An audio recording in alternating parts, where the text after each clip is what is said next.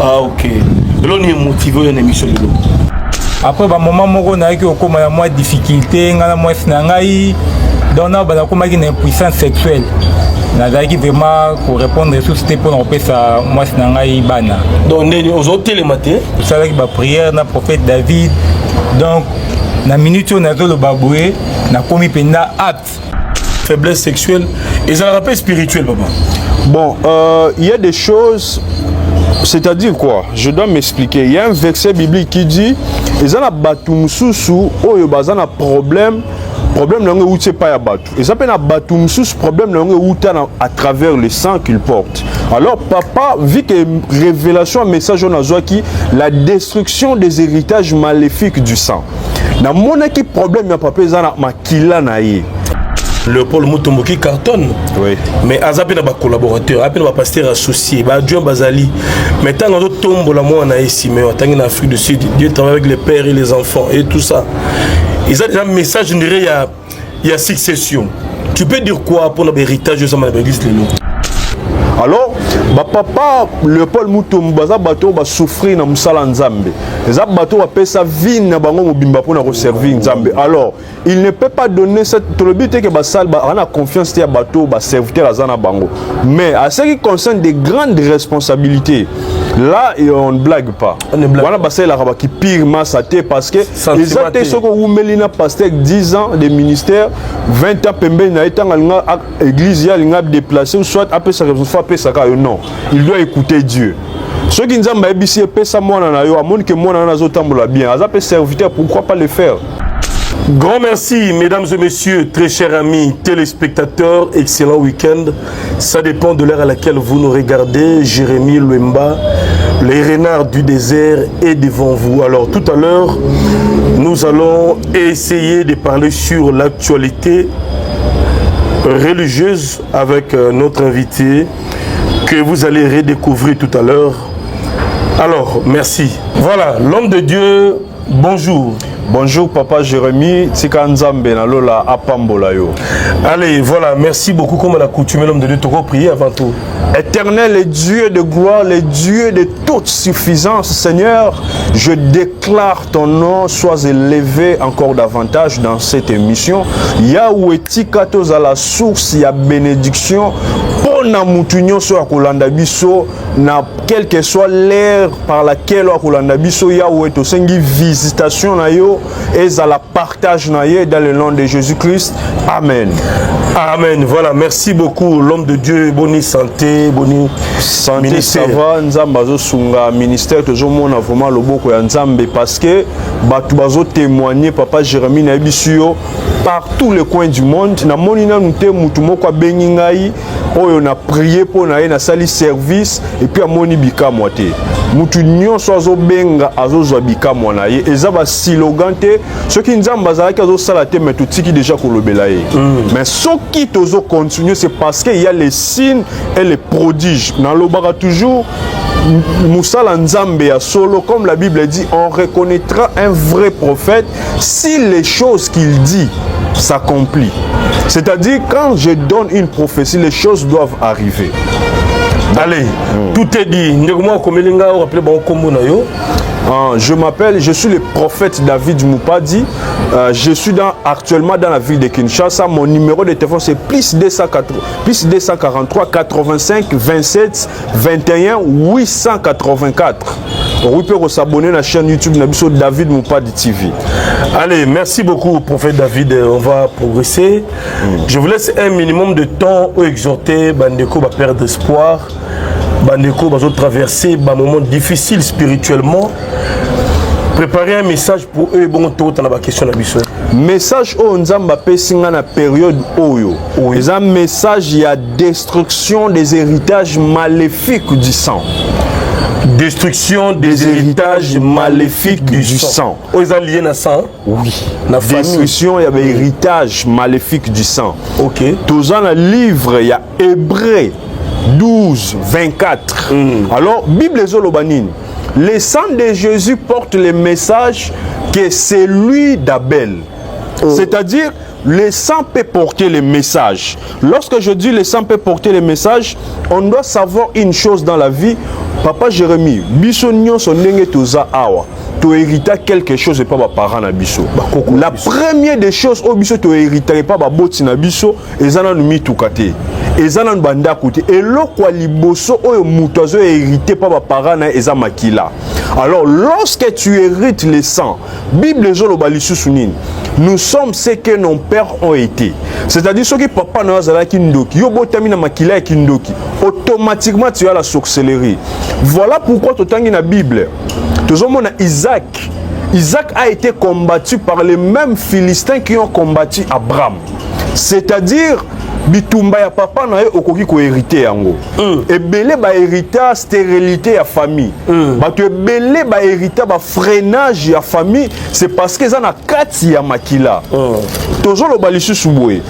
Le sang est considéré comme un émetteur. Makila est considéré comme émetteur, c'est-à-dire pendant que l'homme vit, tout ce que l'homme fait est enregistré à travers les sangs. Papa Jérémy Nengozobi Kaboué, Makamounio Sozo Sala, ceux qui ont sali avortement, ceux qui ont escroqué Mouto, sali le comme abbé, Makamounio Zalaka enregistré à travers les sangs. Yes. Alors, Makila Sozo Sala, alors, les jours que tu vas quitter le monde, Makila wana Yamonde Kakabana na Obazana Yango. C'est-à-dire, les choses là peuvent répercuter sur tes enfants. Parce que Bazou Makila na yo. Maintenant, il faut savoir l'héritage que tu vas laisser à tes enfants à travers les sangs. Maintenant, on ne peut pas dire que ça te tiki ban nzambe na qu'est-ce que c'est.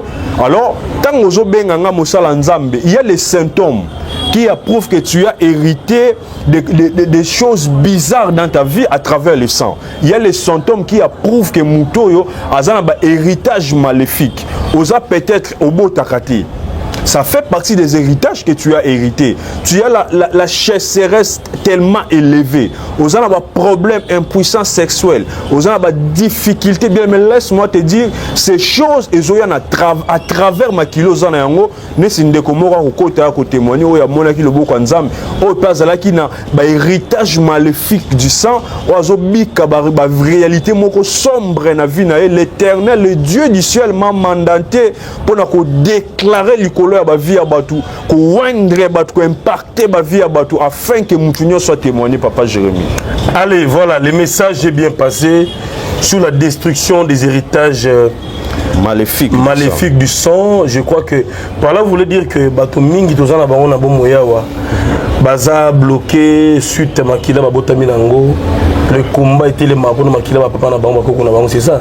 Exemple na pesi dans le livre de Genèse. Oui. Isaac azamwana ya Abraham. Oui. Bato wa bande ko bundisa Abraham papa na ye tant papa na ya kufi. Les mêmes bato wana ba ko bundisa sur Isaac. Pourquoi ba bundisa Isaac? C'est parce que Abraham égale Isaac. Tout le monde est une femme veuve dans la Bible. La femme veuve Moubali na a kufi. Mais le créancier est venu Moutoua Nyongo aye. Aye mbala moka le Bible pe sanga bana ona comme ça bango esclave parce que papa na bango zalaki na Nyongo nanga. Comment se fait-il papa kufi beko senga Nyongo pas bana? C'est parce que les enfants égalent leur père. Dans le monde spirituel, papa na yo soka futa ba Nyongo batu te bako ko senga yo Nyongo wana. Bien aimé Nyongo nini o papa na yo a defa. Nyongo nini o grand-père na bino a defa ba ko senga yo na butu. Obotarabana bakufaka. Ezaba nyongozo futa bien aimé. Tu dois chercher l'homme de Dieu. Benganga na plus de 43, 85, 27, 21, 884. Bengana déclaré l'ikolo na yo. Ozo kendo zo botabana bazo kufa. Ozo na ba problème. Libala au troisième libala au koti. Mais ma cambezo marché parce qu'on futa ba dette. Bien aimé, je vais déclarer sur ta vie et puis te longola ba conséquences sur la vie à Batunios. Allez, très bien dit, prophète David, merci beaucoup. Je fais un clin d'œil spécial à Yalou Zombala de Madrid. Merci à Mimi Ndoumi, femme de luxe dans Mouchinglaba. Sema Mayasi, femme légitime, agence Mayasi, Forza Italia. Il y a Rodrigue Malong aux États-Unis, le cordon Vena Kivambaka. Association Pourquoi pas le Congo. Et ensuite, j'ai dit merci à Babi Kabala, maman sociale na Suède. Babi Kabala, notre maman sociale depuis la Suède, honneur de cœur avec vous. L'homme de Dieu, c'est vrai, aux Anamupaya, il ne fallait pas témoigner par rapport à Maman Zamba Saleli sur la destruction des héritages maléfiques du sang. Azana pomni comment azana pomni? Ndeko oya kokota na plateau, azali na problème ya impuissance sexuelle. Oui. Ndeko akabona na mwasi na ye cause ya séparation na bango ezalaki impuissance sexuelle. Alors boko permettre nzoto ya bana mibali e a été le magalisusu te. Ndeko libala ekufi maman alembi. Alobi trop c'est trop libala oyo na yaki na komi lokola rideau ya ndako. Papa se pelisaka nga lisusu te. Alors papa asali nyonso aluki ba prophète atamboli et pas ba marabout ya lokuta banganga ba aventurier azui lobiko na été. Le jour que papa banda kolanda nga ndenge ndeko moko pa zolanda nga sikoyo. Peut-être azo douter est-ce que bien me benga ngai okozoya ya nona yo. Alors ndeko wana pe antsaki foi na ye abengi, j'ai déclaré prière na ye na papa Jérémie ezunga une semaine. Pour la guérison, on a joué toute une semaine. J'ai déclaré, n'abissé salabo. A saline na yokaki, obéissance na ye, lelo papa azongi normal jusqu'à tel papa bité non, na ko bomba lobo kwa nzambe te oya salelinga à travers l'homme de Dieu, le prophète David, na zona témoigner pour que na édifier pe bandeko o bazolanda biso na Kinshasa, na pays étranger, par tous les coins du monde, oya zana ka lokola ngai soit na kam susu ko hésiter te benga l'homme de Dieu oyo nzamba zo saela ye parce que na lobango ngane na zana bateau ya guérison ya batu nyonso parce que za mandat nzamba pesingai bo hésiter te bientôt là papa Jérémie tozo kotsa. Voilà, ndeko azana biso déjà na plateau. Bonjour papa, kombo nani loni est motivé yo quand même lelo. On dit ma ko assister na émission un prophète David. Mon nasi ba télévision micro. Combo et puis voilà. Oui, bonjour monsieur le journaliste, combo nangai ndeko. Ça micro. Eric na vandi na commune à Kinshasa, na veni Songololo tout près à stade de Martiwana. Ah OK. L'on est motivé une émission de l'eau. Bon, on a nalandaka prophète David, nalanda prophète David mingi na ba chaîne na YouTube. Na ya PDG pa na e to sola. Nathalie Saïka nazalaki nango na kati ya foyer, nazalaki na mwa ba problème ngana madame. Naza père de 4 enfants de Naza Boué. Père de 4 enfants. Après ba moment moko na ki okoma na moi difficulté ngana moi sinangai dona ba nakoma ki na impuissance sexuelle. Naza ki vraiment pour répondre sur c'était pour empêcher ça moi sinangai bana. Donc aux autres les matins. C'est ça voilà. Naza ki man impuissance sexuelle na koma donc na ba na comment donne impuissance et pas moi si na ndo ça fait le romoroté et dwinga temps et belé donc moi si tu as kendaki et a filiki accueilli donc avec une solution moroté donc ya moi tindenga na yi comme na prophète David tout ça avec ba prière na prophète David donc na minute na zo le baboué na komi penda apte moi si na minute a zoninda ku. Donc, il faut que parce que Abimaki, moi, ça zongindaku, donc ma cambugnoso et tout est comme normal. Donc, na évité d'amber à Pambola, prophète David, à Pambola, prophète David. Na ebeloni na rôle batté pour un prophète. Ah, mais les cambangos paient la sexualité aux la réalité. Donc, ceux qui Bandegomi ont remarqué à comme une impuissance, faiblesse sexuelle, et ça rappelle spirituel, papa. Bon, il y a des choses. C'est-à-dire quoi? Je dois m'expliquer. Il y a un verset biblique qui dit ils ont un batum sous oyo bazana problème nange ou c'est pas ya batu. Ils appellent un batum sous problème nange ou à travers le sang qu'il porte. Alors papa vu que révélation un message on a qui la destruction des héritages maléfiques du sang. Na mona qui problème ya papa ezana makila na ye. Ah, okay. Alors, c'était quelque chose qui était spirituel, purement spirituel. Alors, mon Lili Kotaki, on a fait les services, service toute une semaine. Service, on a et compris, na Kotaki, na chambre haute, pour déclencher vraiment miracle. Alors le ciel a exaucé tout ce que l'homme de Dieu a déclaré. Puis Nandeko a salaki on a bisaki ko sala a sali yango tosaki a moni loboko nzambe. Alors yango bato yoza nanda ko barakiza ba théâtre parce que autrefois j'ai vu sur les commentaires batumsu azoloba n'importe quoi, ce sont des choses sérieuses. Et ça bandeko bana ba problème parce que la Bible dit allez partout dans le monde, prêchez la bonne nouvelle à ceux qui croiront auront la vie. C'est-à-dire, c'est biblique. Alors, ceux qui ont douté d'un miracle, et ça problème tu peux douter parce que les Camerounais n'ont pas mélioté. Très bien. C'est là jour où tu vas comprendre que les gens ont souffrir. Alors ceux qui ont un problème qui hésité te benga nzambe azobi kisa. Jésus sauve. Jésus sauve. Merci de nous avoir alors, même de donner poser une question sur l'actualité. Au moment qui l'apôtre Léopold Mutombo, notre patriarche, oui. A tu présenté son fils Siméon Mutombo, son fils biologique, comme étant son successeur. Il y a une église à Moneno, c'est Léopold Mutombo qui cartonne. Oui. Mais il y a des collaborateurs, il y a des pasteurs associés, il y a des Bazali. Mais tant que tombe la moi en Siméon, tant en Afrique du Sud, Dieu travaille avec les pères et les enfants et tout ça. Ils ont déjà un message, je dirais, il y a succession. Tu peux dire quoi pour notre héritage de l'église? Bon, à ce qui concerne ce sujet, on a condamné en côté. Oui. On a condamné en côté parce que l'église c'est une responsabilité. On ne peut pas donner la responsabilité de l'église à n'importe qui.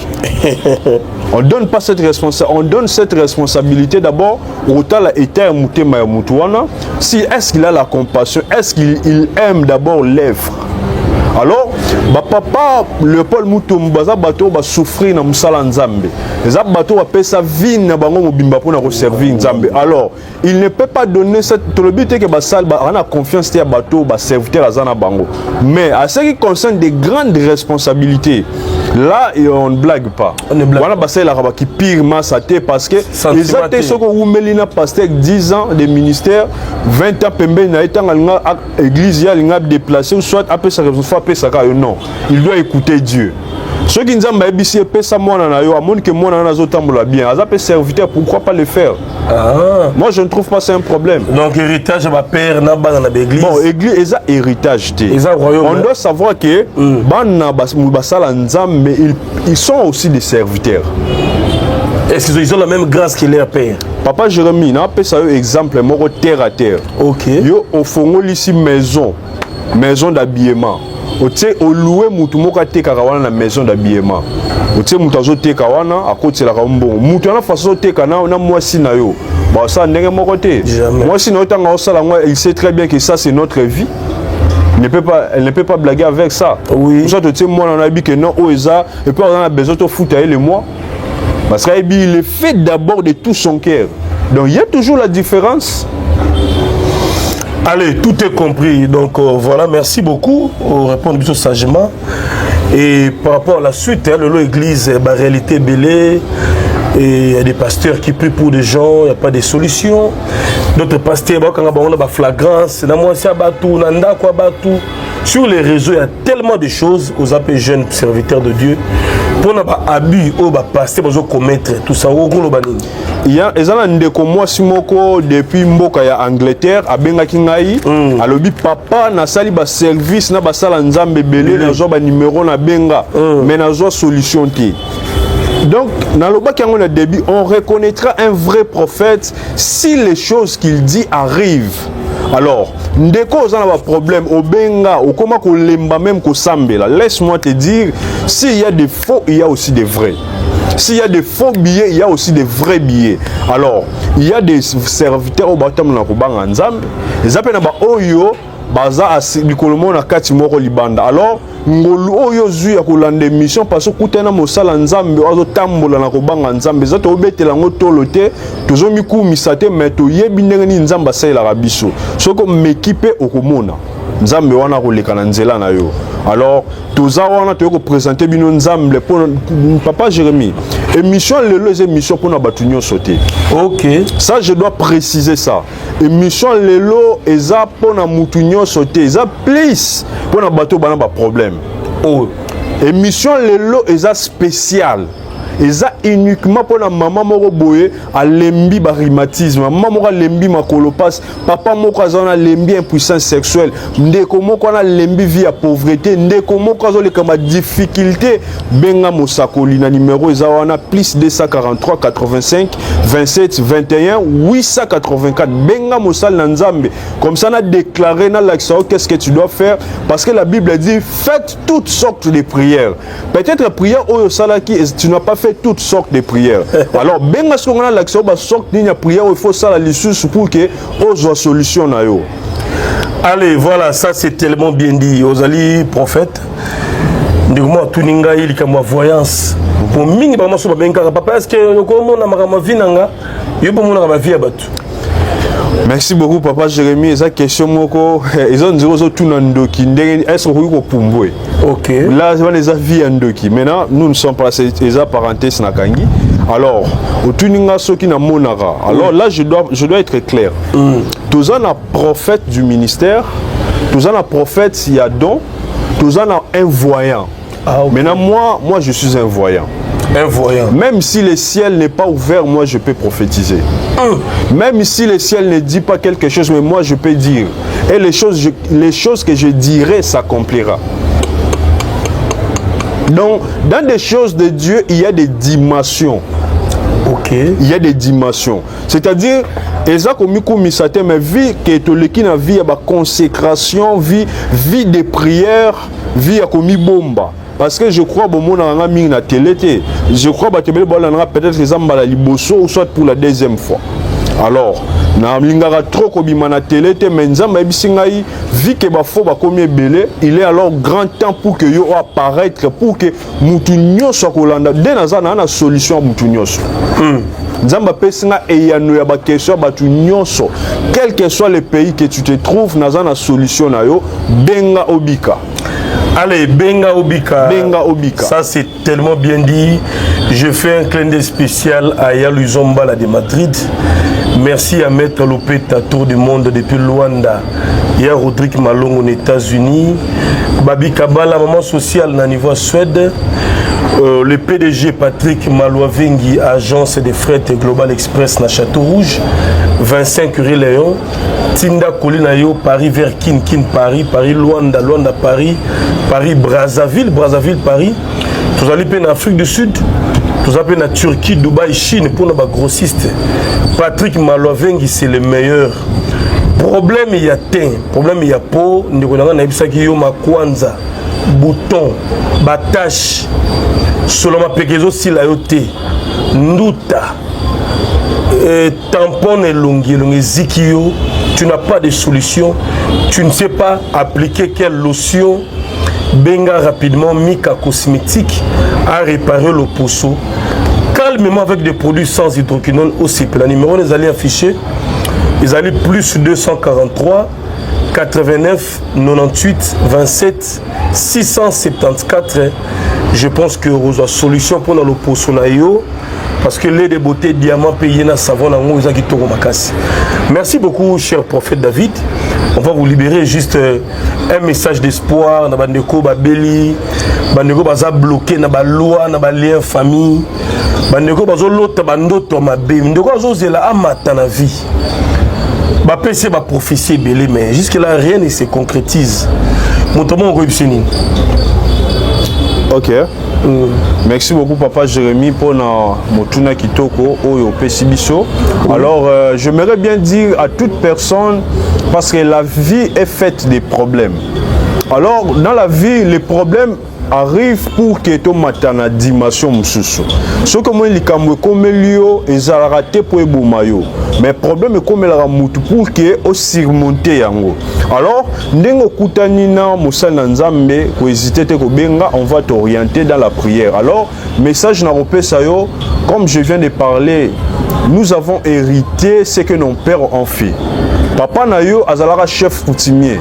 Na makila na ye aboma bato asala ba sacrifice yo bimi na lignée du sang wana bieba yango ke il aura des choses oyo ekosenga yo ofuta na monde à ténèbres ezana bato msusu batonga banda ko étage avec l'aide ya ba esprit impur atonga banda avec aide ya ba esprit impur osimba kisi pour que o garder grade na yo wana pour garder pouvoir fonction na yo.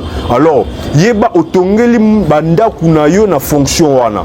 Alors tant yo kokufa les esprits là viendront kosenga ba par na bango et pas bana yo kobota eza baka oyo bato ebele bazo lekisa okoki kozala na mboka ya France oza na États-Unis, Australie, partout Belgique bien aimé la spiritualité ne tient pas compte de la distance. C'est-à-dire, au Bimi Kinshasa, mais les esprits, vous êtes toujours dans la réclamation. Na kuta na ndeko moko na mboka ya Belgique, façon na moni à Lati, na mona kenenga zalaki, moi je préfère même temps Azara na Kinshasa. Parce qu'il est poursuivi par les esprits méchants. Les esprits de poursuite et Zolanda Bato belé. Alors benga nzambe akangola yo. Alors ce que je peux demander à tout le monde Bazolanda biso. Ça c'est un message spécial. Alors allez sur notre chaîne YouTube David Moupad TV. Bo s'abonner massivement à la chaîne YouTube wana. Nzamba ko visiter moko na moko ko hésiter te ko benga ngai na numéro ezawana plus 243 85 27 21 884. Alors les esprits de poursuite ils ont souffrir yo ils ont nyokola yo bien aimé ils ont landa yo tina libala okemboka mopaya les esprits de poursuite ils ont landa yo alors kobangelo ko morote il est temps de ta restauration nzambe alingi a restaurer yo tika makila na Yesu eke na ko ganga là où le sang de ton père ils ont ganga likola vie na yo dans le nom puissant de Jésus-Christ. Amen. Voilà, c'est par là que nous mettons un point final à cette émission. Merci à Babi Kaba, la maman sociale de la Suède. Merci à Mimindou, mes femmes de luxe dans Mouching là-bas. C'est Mama Yassi. Je vous salue et soyez bénis. Merci beaucoup l'homme de Dieu pour le passage. Merci beaucoup papa. Je crois qu'on est ensemble. Merci à la grande équipe technique. Bye et au prochain.